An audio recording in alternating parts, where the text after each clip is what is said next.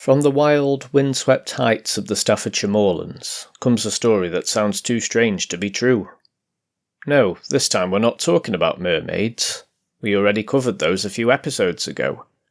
In fact, we're not talking about any kind of otherworldly entity. No, this time we're talking about a creature that very much exists in modern zoology.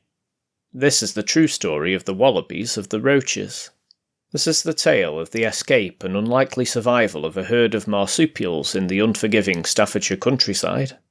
It all began in the 1930s, or the 1940s depending on the source, at Roaches Hall, near the village of Upper Hume.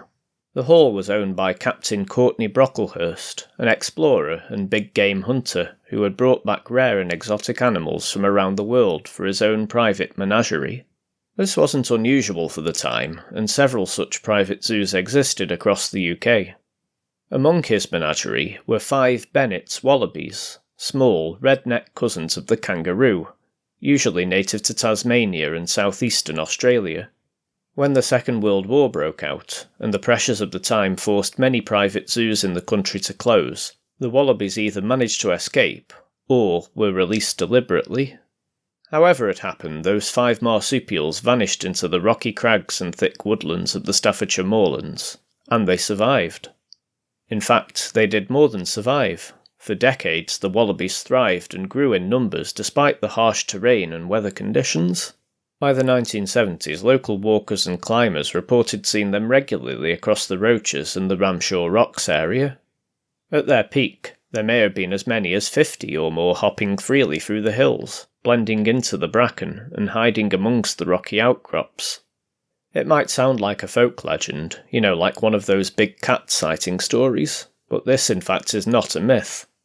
Zoologists and naturalists have confirmed the population over the years. Most notably, Dr. Derek Yalden of Manchester University studied the wallabies in the 1960s. He tracked their numbers and watched their behaviour and recorded their gradual decline over the decades. You see, while these wallabies had made a life for themselves upon the moors, they were never truly safe. The Staffordshire moorlands have seen some harsh winters over the years, particularly the bitter ones of 1963 and 1979, and these took their toll on the wallabies. This, coupled with frequent cold snaps, food shortages, road accidents, and also human interference, have all chipped away at their numbers over the years. By the 1980s, it's estimated that the population had dwindled to around just 14, and by the early 90s down to just 6. And by the 2000s there are only 2 known wallabies left, both female. There have been many sightings of these wallabies over the years. In fact, the Roaches has a web page dedicated to them. The link will be in the description below. The last confirmed sighting was in 2009, when a walker captured some footage of a wallaby near Hangingston. But after that, the wallabies were presumed to be extinct in Staffordshire. Yet the story doesn't quite end there. There have been occasional unconfirmed sightings since. For example, in 2014 a wallaby was spotted near Lud Church, in 2015 another near Hazelbarrow, and in 2017 Annie Arrowsmith even managed to take a photograph of one near Winkle Church. So could a few of the individuals have survived in secret all this time? Or are these sightings cases of mistaken identity?